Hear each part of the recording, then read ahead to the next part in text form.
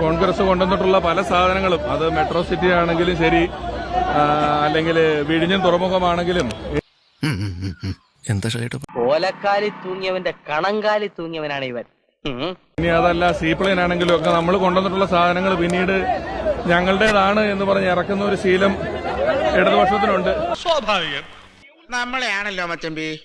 നമ്മൾ വേണ്ടെന്ന് വെച്ച ഒരു കാര്യമാണ് ഞങ്ങളുടേതാണെന്നും പറഞ്ഞ് പെട്ടെന്ന് ചുമലമുക്കി ഇറക്കിയിരിക്കുന്നത്.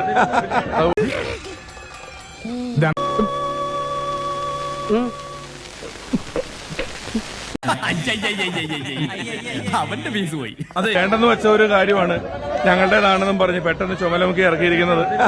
അതുകൊണ്ട് തന്നെ നമുക്ക് വലിയ ഭയമൊന്നുമില്ല. അത് ചേട്ടൻ കലക്കി. ആകെ ഇടങ്ങേറായല്ലോടാ മാത്തപ്പ. പുറത്തോട്ടും വയ്യ അകത്തോട്ടും വയ്യ എന്ന് പറഞ്ഞ മട്ടം. രാഹുലിന്റെ യാത്രയേക്കാൾ കൂടുതൽ ഞാൻ മറ്റു രണ്ട് സ്ഥാനാർത്ഥികളുടെ യാത്ര എങ്ങനെയുണ്ടെന്ന് ശ്രദ്ധിച്ചു. സത്യത്തിൽ ഇത്തിരി എരിവും പുളിയും കൂടുതലാ.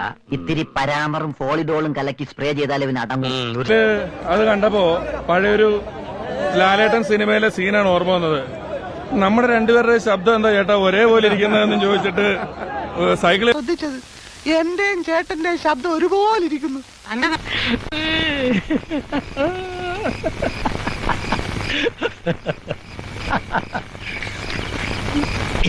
നന്നായി ഒട്ടുന്നുണ്ടല്ലോ രണ്ടുപേരും അതുപോലെ ഇരിക്കുന്നു. രണ്ടുപേർക്കും പൊതുവായിട്ട് നമ്മളോടാണ് മത്സരമുള്ളത്. മത്സരം എന്ന് വാക്ക് ഞാൻ പറഞ്ഞെന്നേ ഉള്ളൂ. കാര്യമായ മത്സരങ്ങളൊന്നും തന്നെ ഇല്ല. ഞാൻ പോകുന്നു. Bye bye.